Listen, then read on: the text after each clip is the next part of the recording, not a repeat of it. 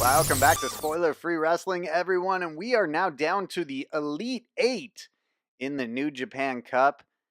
And in this tournament, unlike in years past, the winner will not be given the choice as to which champion they challenge.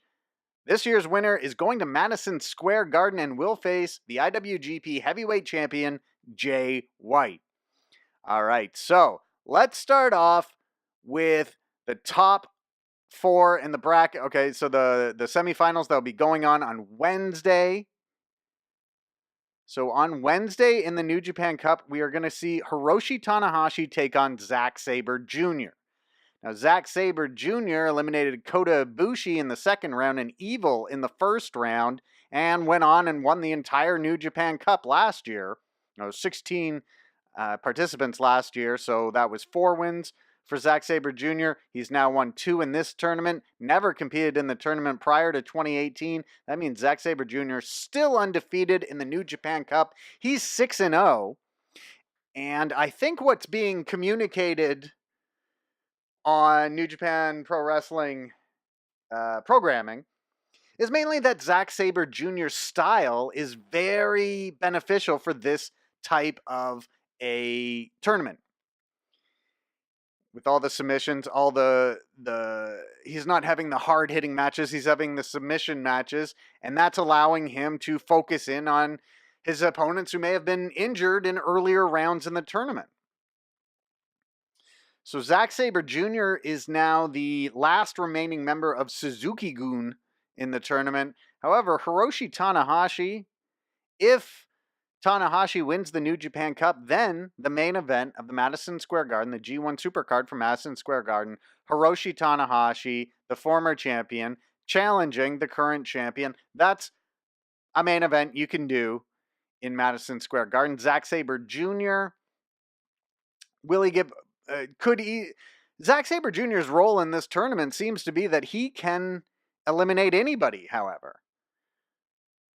So perhaps Zack Sabre Jr. is going to eliminate Hiroshi Tanahashi, and that would play into what we've seen on New Japan programming, where the big Achilles heel for Tanahashi is, well, I mean, his Achilles heel is literally his Achilles heel, but he has knee problems, and he's been said to have injured knees, and this is what went into his match with Jay White at the New Beginning. It's just all wrapped up for Zack Sabre Jr. to win this match by some type of leg lock or leg submission. However, you also have to consider the idea that Hiroshi Tanahashi is a possible winner of this tournament. Zack Sabre Jr., however, won the tournament last year. So it's not clear who's coming out the winner in that. However, the other quarter final that will take place on Wednesday, perhaps it's a little bit more determined who will win this. Colt Cabana going up against Sanada. Colt Cabana, his match with Toru Yano over the weekend, it was pretty funny. I mean, it was 8 minutes of jokes, and then Colt Cabana winning with the Superman diving pinning combination. I just don't think too many people are going to favor Colt Cabana over Sanada. And I think it's Sanada defeating Minoru Suzuki in the last round was a big win for him, and it was kind of a bad loss for Suzuki. The thing with Suzuki is he's in his 50s. And while he was Intercontinental Champion at this time last year, you know, he's getting around the age where he starts to get bumped down. Well, no, he's past the age where he starts to get bumped down, but he's, you know, it's looking like, I mean, after he beat Satoshi Kojima, who of course was a much bigger star when he was younger, but he lost to Sanada. And I think kind of what's in a main event, almost 30-minute match, and I think maybe we can start to say that Minoru Suzuki is falling a notch below guys like Sanada or Evil or Juice Robinson or guys who are not in a main event level now, but are sort of at the top of the mid card. I think those wrestlers might be starting to pass Minoru Suzuki by in storyline, which makes sense given his age. It just sucks if you're a Minoru Suzuki fan, which a lot of people are. But that, to me, is what was communicated when Sonata beat him in a real back and forth epic sort of match, is that Minoru Suzuki, as great as he's been throughout his career with Pancrase and just everything he's done in MMA and pro wrestling, he's starting to get at the age now where, yeah, he's a notch below some of these guys like Sonata, Evil, Juice Robinson. And I think we're at the point now where Minoru Suzuki isn't even the top title contender in his faction. I think that goes to Zack Sabre Jr. I do think we're at a point now where Minoru Suzuki, while still the leader of the faction and the creator of the faction, that Zack Sabre Jr. is the guy that Suzuki-gun's got to go to win those big heavyweight singles titles. I think that's just the case. I don't know if we'll see Minoru Suzuki winning Intercontinental Championships or other championships again.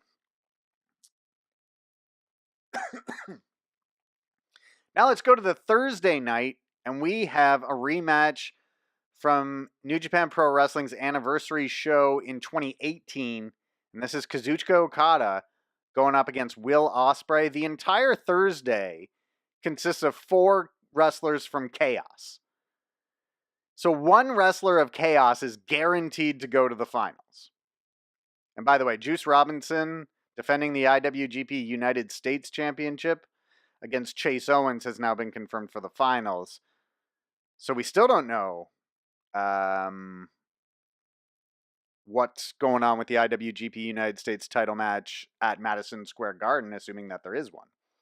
So we've got Okada and Ospreay. Don't count Ospreay out here. Ospreay could beat Okada. Tomohiro Ishii and Yoshihashi. I think the winner coming out of that bracket is probably going to lose to whoever wins between Okada and Ospreay. But we've got to look. There's a whole Chaos bracket here. And so we got to figure one of Okada or Ospreay is going to the finals. Whoever wins between Okada and Ospreay is likely going to the finals. Unless Ospreay could beat Okada, and then they could play and then be so injured that he loses to Ishii in the finals. But ultimately, when you look at, okay, who's going to win this? Who's going to go to the main event of the G1 Super Garden, Madison Square Garden? Okada? Sure, why not? Why couldn't Okada challenge for the IWGP Heavyweight Championship in Madison Square Garden? Will Ospreay? I mean, it seems sooner than you might expect for Will Ospreay to jump to the very top of the heavyweight division, but it could happen. I don't think he's going to beat Okada. I think very likely Okada's going to the finals of this tournament. If you wanted my pick, well, my pick originally was Kota Ibushi. My pick originally was Kota Ibushi, and I was like, well, it'll either be Kota Ibushi or Naito. And then they put those two in the first round against each other. And then Kota Ibushi won. I assumed Kota Ibushi was going to win the tournament. He runs into Zack Sabre Jr. the next round. He gets submitted. But you would have to say Okada is the favorite to go on to the finals from this bracket. In the other one, who knows how far they'll go with Sonata. We could be watching the beginning of a big Sonata push. He's the last member of LIJ left in the tournament. He's got, the easiest match, no offense to Colt Cabana, but he's got technically the easiest match of the quarterfinals in facing Colt Cabana on Wednesday. All right, so that's enough speculation. On Wednesday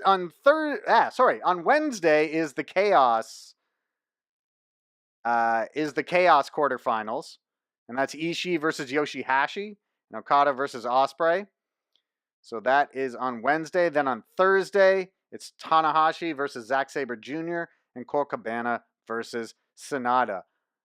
Okay, so we'll get back. We'll do another video of the New Japan Cup. The semifinals and the finals are this weekend. So we'll do another video on Friday previewing that. Make sure that you hit the subscribe button, however, so you don't miss any news or reports from Spoiler Free Wrestling. Thanks again, everyone. I'm the Guy from Spoiler Free Wrestling.